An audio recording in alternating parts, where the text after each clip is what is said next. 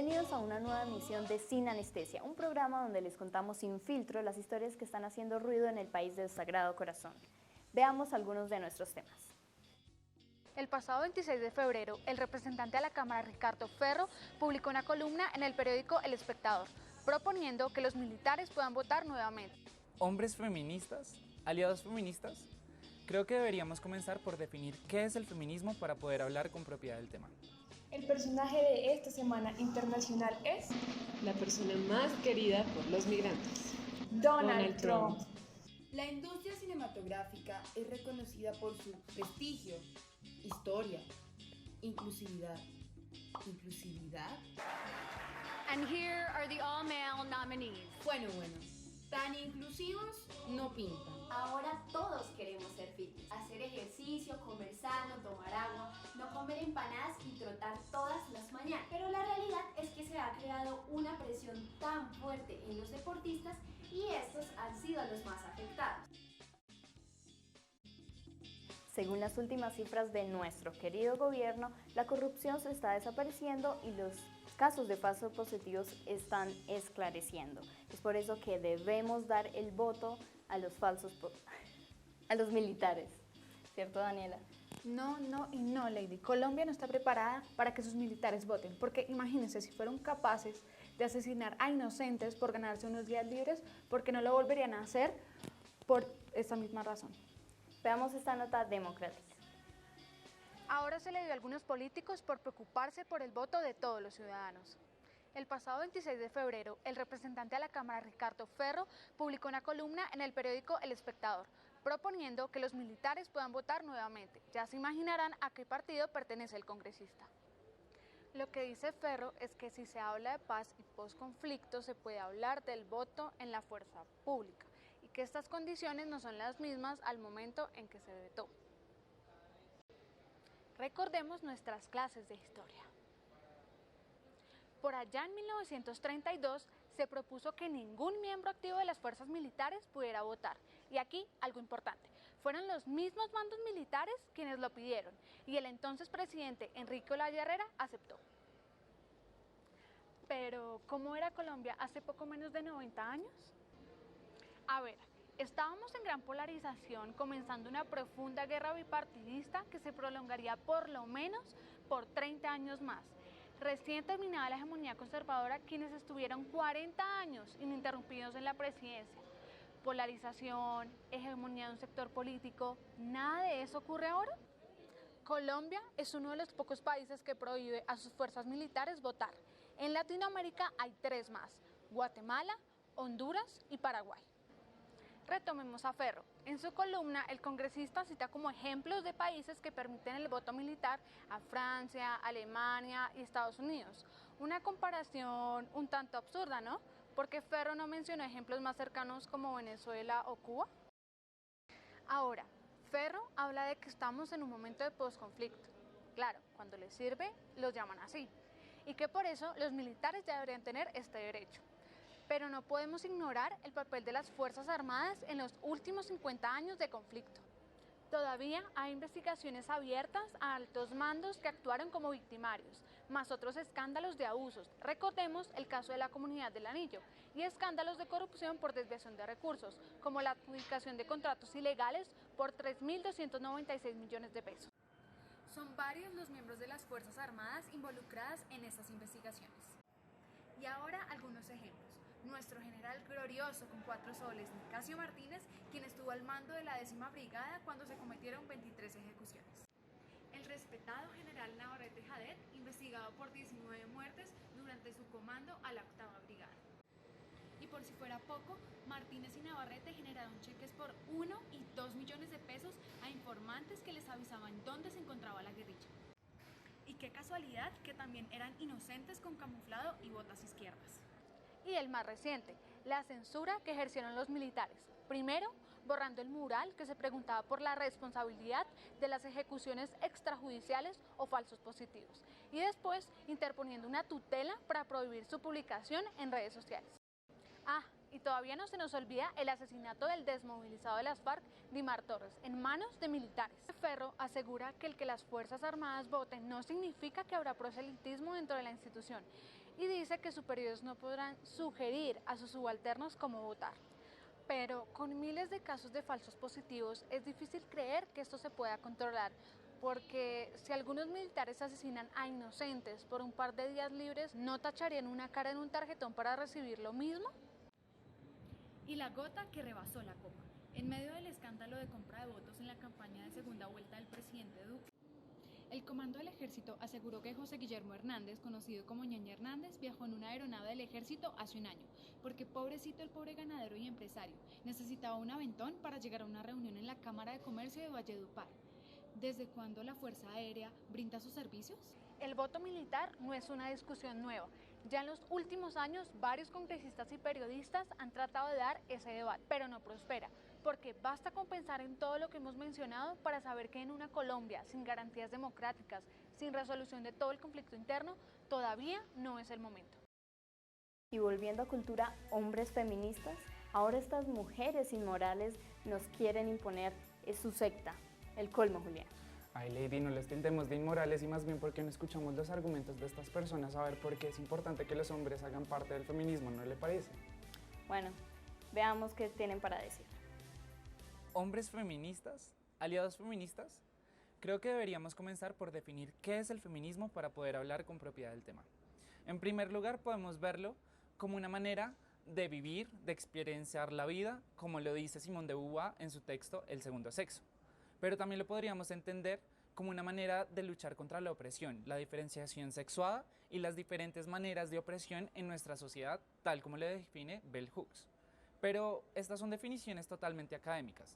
Creo que podemos, o esto nos va a servir para poder hablar cuál es el papel de los hombres en el feminismo. Tenemos que entender que el 2019 fue un año que estuvo permeado por diferentes movimientos sociales y marchas a nivel mundial. En América Latina, pasando desde México, Chile, Venezuela y Colombia, donde diferentes ciudadanos salían a marchar en contra de sus gobiernos, malos manejos del país, feminicidios o derecho a abortar libremente. Las mujeres y las feministas, principalmente las jóvenes, fueron vitales en los procesos de las luchas de estas marchas. Las feministas y las mujeres se han apropiado de varios espacios con sus cantos, sus arengas y sus performances a nivel mundial.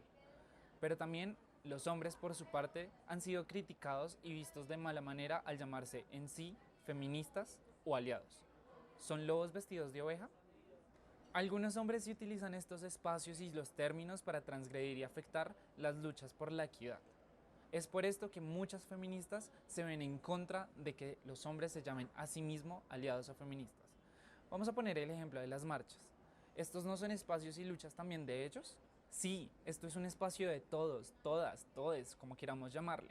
Pero tenemos que ser claros en cómo los hombres deben participar en los espacios feministas. Es importante resaltar que todos los hombres somos parte central del problema de la lucha estructural contra la violencia hacia las mujeres. Es por esto que los hombres sí debemos hacer parte de estas luchas, pero desde nuestro propio lugar. Los hombres deben reinventar la masculinidad. Debemos, la verdad.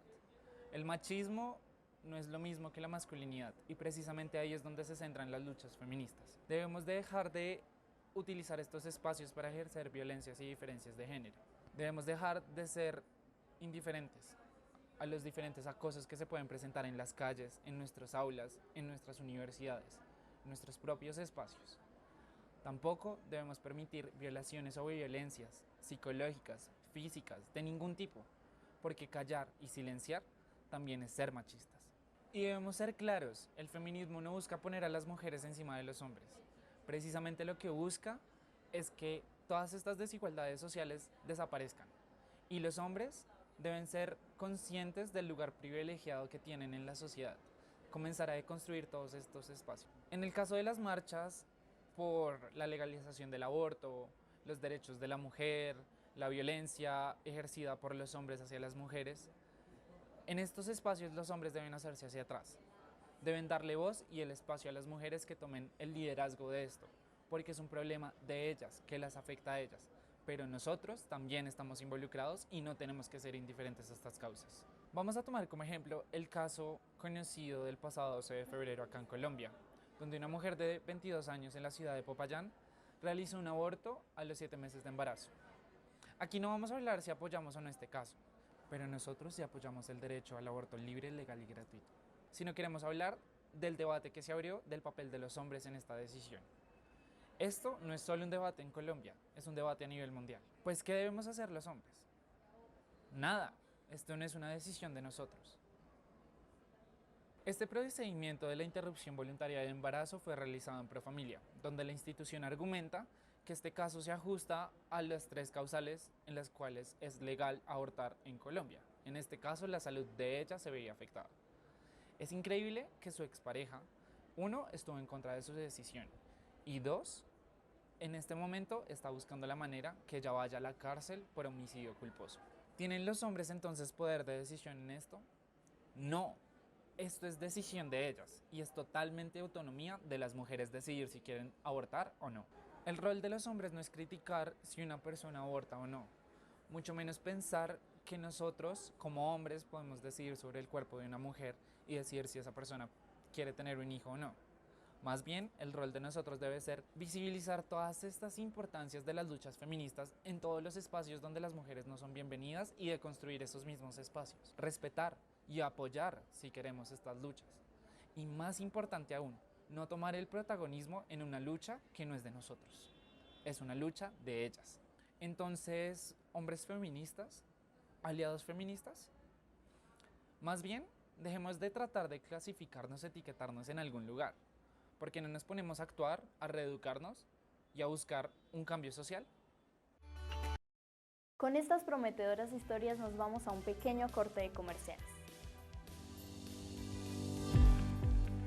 Una comunidad con una tradición de más de 350 años, con una visión universal y un compromiso permanente en la búsqueda de un mejor país. La Universidad del Rosario, una universidad de pensamiento crítico y analítico de la actualidad, con énfasis constante en la investigación y en la búsqueda de soluciones a los retos del futuro. Conoce nuestros programas y haz parte de una de las mejores universidades del país.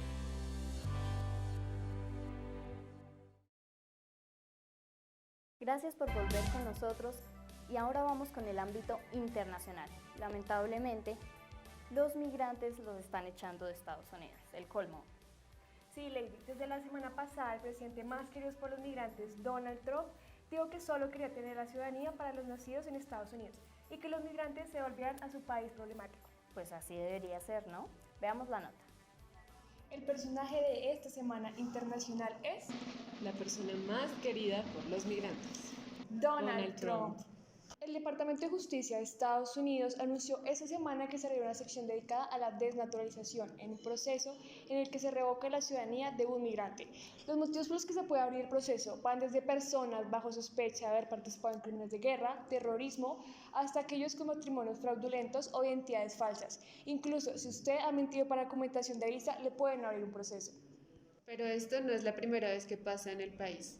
Aunque en gobiernos anteriores, como el de Obama, se utilizó un mecanismo parecido, Donald Trump no solo creó un departamento, sino que los casos han aumentado muchísimo. Según la Sociedad Abierta de Justicia, en gobiernos pasados como el de Obama y Bush, los casos eran de 12 al año. Durante el gobierno de Donald Trump, los casos han aumentado de 30 al año. Trump está tan obsesionado con sacar a los migrantes del país que destinó más de $200 millones para contratar 300 agentes para vigilar posibles casos de fraude. El problema de este incremento de casos de desnaturalización es que pueden emplearse como otra herramienta para alcanzar los objetivos excluyentes del presidente.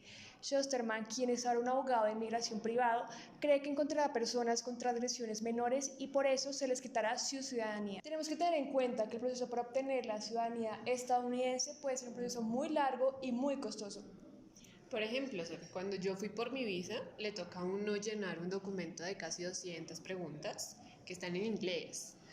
Y aparte de eso hay que pedir una cita para el pasado judicial, hay que pagar unas cosas, ir a una entrevista y ya cuando uno va a hacer el proceso de ciudadanía, pues hay que comprobar que uno estuvo 5 años en el mismo estado y hay que pagar un montón de plata. Aunque para desnaturalizar a una persona se necesita de un procedimiento judicial, las causales han aumentado. Por ejemplo, el caso de Camila, quien mintió en su estado civil y le pagó a un gringo para que certificara su casamiento con ella. Esto cuando antes solo se desnaturalizaba a las personas que fueran terroristas o tuvieran ideologías extremistas como nazis. El problema de desnaturalización no es algo que ven solo los latinos. Hace 2 años vimos cómo Trump ordenó cerrar las puertas a todos los refugiados e inmigrantes de 7 países musulmanes, convirtiendo la política de asilo en parte de su estrategia antiterrorista. En ese momento, el presidente estadounidense dijo que solo quería admitir a aquellos que amaran profundamente el país y apoyaran el pueblo. Entonces declaró que la entrada de nacionales de Siria, como los refugiados, iban en contra de los intereses de Estados Unidos y por tanto no suspendió la entrada. La pregunta ahora es, ¿acaso el Departamento de Naturalización es una nueva medida para sacar a los musulmanes, en general a sirios o latinos, que ya están en el país de la libertad? Han dicho que iniciarán investigando a las personas de quienes tienen sospecha, pero esta afirmación no deja más que preguntas. ¿De dónde salen esos sospechosos? ¿Hubo investigaciones o seguimientos previos? ¿Bajo qué criterios sería alguien considerado sospechoso? Cualquiera podría decir que estamos leyendo muy entre las líneas, buscando peligros donde no los hay. Pero con Donald Trump nada de esto es descabellado. Desde los inicios de su campaña política se ha hecho un énfasis altísimo en la migración, tan alto como el muro que pensaba construir en la frontera con México, solo para evitar la entrada de migrantes ilegales. Sus ataques contra los mexicanos y los latinos se sustentan diciendo que únicamente aportamos violadores, ladrones, asesinos y expendedores de drogas, como si ellos no consumieran.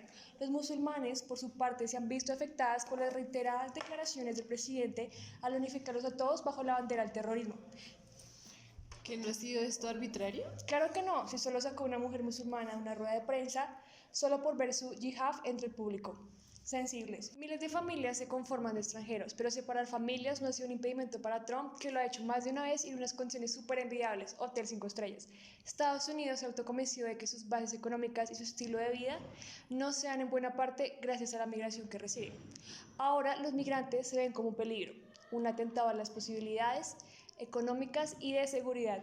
Los extranjeros pueden ser ciudadanos, pero los latinos y los musulmanes menos que los estadounidenses, los negros menos que los blancos y las mujeres obviamente menos que los hombres. Obvio como debe ser. Este es el nuevo sueño americano.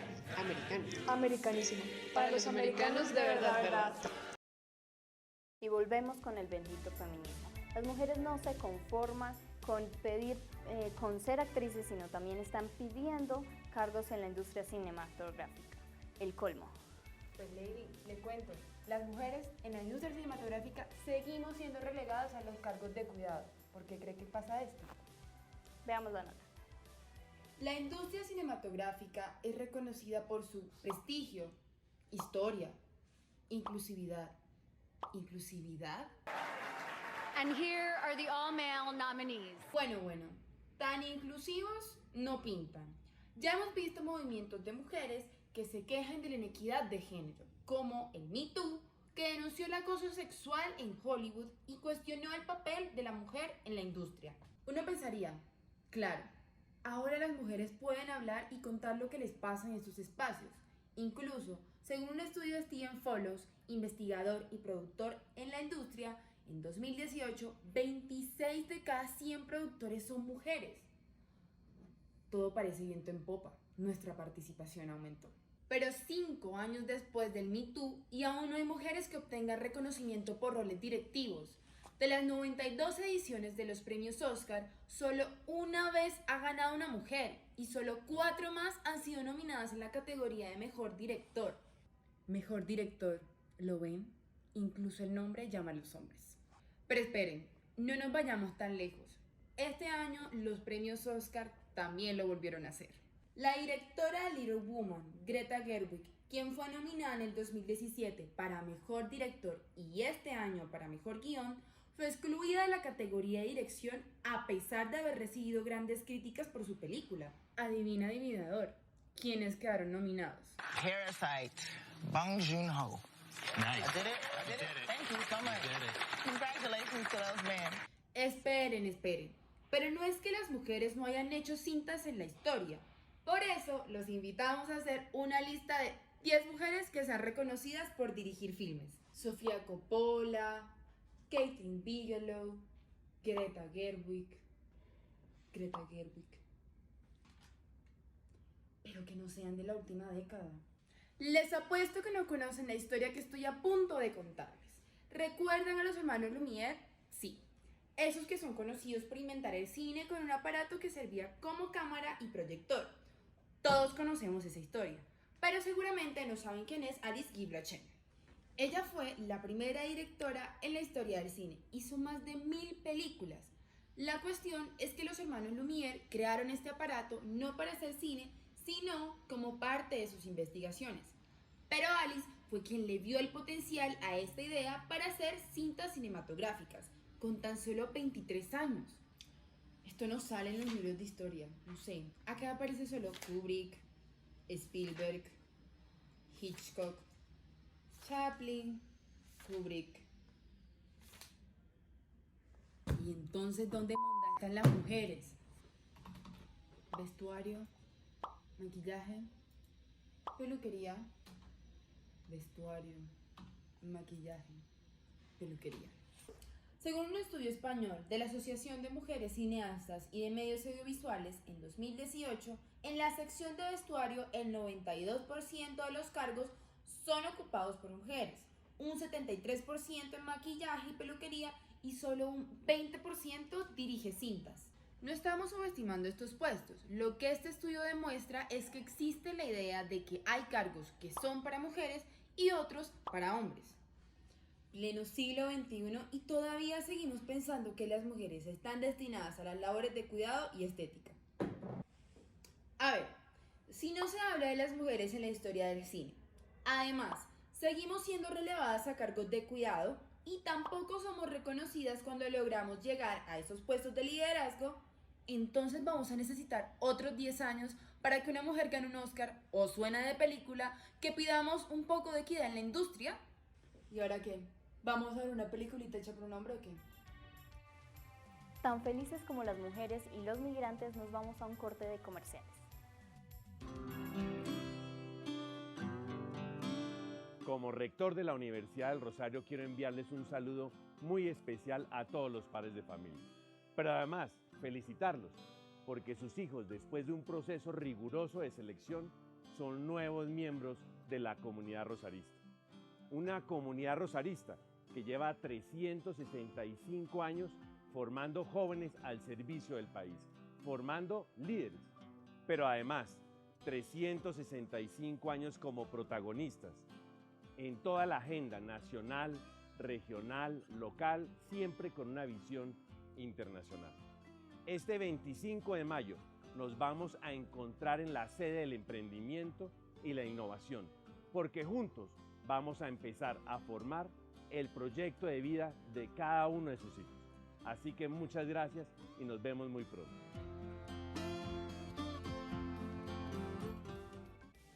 Y en nuestra sección de deportes, nuevos casos se presentan de dopaje por boldenona. ¿Cómo es posible que nuestros deportistas, nuestros héroes, nos estén haciendo esto?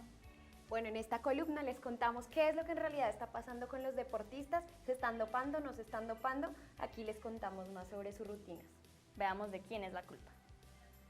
Ahora todos queremos ser fitness, hacer ejercicio, comer sano, tomar agua, no comer empanadas y trotar todas las mañanas. Pero la realidad es que se ha creado una presión tan fuerte en los deportistas y estos han sido los más afectados. Pero si quieres ser un verdadero deportista, un ganador, no solo basta con practicar el deporte. Además tienes que cambiar hábitos, ser disciplinado, tener compromiso y hacer todo lo que el entrenador te diga. No solo es tener talento. Es por esto que la mayoría de los deportistas de alto rendimiento se someten a dietas extremas, rutinas de ejercicio de alta exigencia y un consumo de productos vitamínicos para tener mejor rendimiento. De acuerdo a Nelson Carreño, los deportistas deben tener un programa de entrenamiento personalizado, pero además debe ser físico, psicológico y nutricional. El carro no anda si no tiene combustible. Cada uno de nuestros representantes en los Juegos Olímpicos seguramente han tenido que atravesar por estos entrenamientos.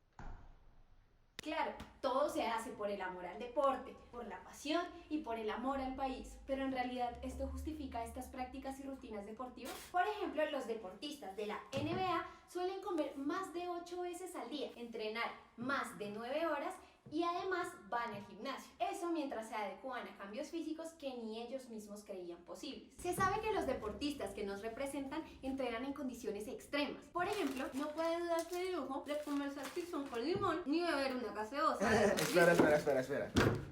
Más bien, deben comer arroz integral, proteína, mucha mucha proteína. Frutas y verduras preferiblemente traídas de Marte, regadas con lágrimas de Aquaman, para darle algo de clase. Hasta ahí todo va bien. Esta dieta estricta termina siendo un estilo de vida que todos queremos seguir. Aunque, ¿qué tan saludables son los alimentos ricos en proteínas e hidratos de carbono, que en su mayoría son derivados de animales y en algunos casos suplementos nutricionales? El primero, ¿se han puesto a pensar qué pasa con los deportistas después de los 38 años? Tras dejar sus actividades deportivas, tienen cambios físicos extremos. Veamos algunos casos. Luis Escola: ni grasas, ni harinas, ni azúcares, ni lácteos, ni carnes rojas, pero sí fruta en baja cantidad. El capitán de la selección argentina de básquet tiene una exigente rutina alimenticia. Entrena en ayunas, hace un almuerzo entre las 14 o 15 horas, no merienda y alrededor de las 20 horas cena. Julius Randle, quien en el 2007 pasó de un 15% de grasa corporal a un 6% en tan solo 5 semanas. El segundo ha generado incertidumbre y escándalos ante el riesgo de dopaje voluntario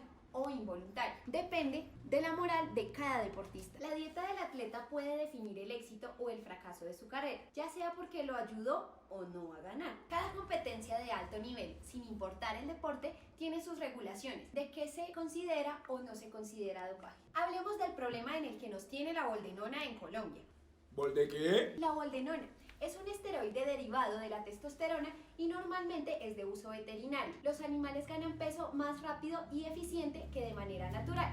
Pero no solamente hace crecer a los animales en corporalidad, también hace crecer a los humanos. Esto ha significado la inclusión en el listado de sustancias prohibidas por la Agencia Mundial Antidopaje. Pero ¿cómo saber si un dopaje es voluntario o involuntario? ¿Recuerda usted el más reciente escándalo del tenista colombiano Robert Farah? En la prueba en la que practicó la Federación Internacional de Tenis y que casi lo sancionan por 4 años por haber encontrado tan solo un nanogramo de boldenona, pero finalmente no se le pudo considerar como dopaje. Bueno, pues este caso se sigue repitiendo, porque esta vez le tocó a los pesistas olímpicos Jenny Sinisterra, Juan Felipe Solís y Ana Iris Seguro, quienes dieron positivo por boldenona en el control antidopaje del mes pasado, que hasta el momento se encuentran sancionados de manera provisional, mientras se comprueba su inocencia. Esto es gravísimo, gravísimo, porque los pesistas hacen parte de la nómina para representar a Colombia en los Juegos Olímpicos Tokio 2020 y ahora su participación peligra.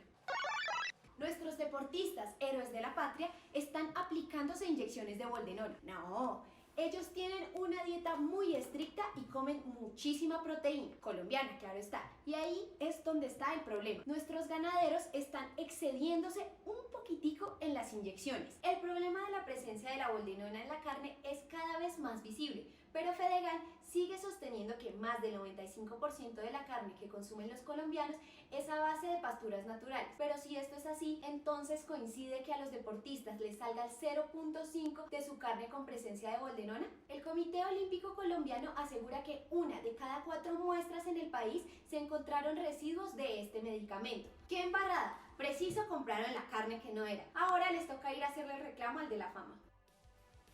Gracias por estar con nosotros. Estas han sido todas las opiniones de Coyuntura Nacional. Esperamos que se les haya quedado algo, que tengan muy buena semana.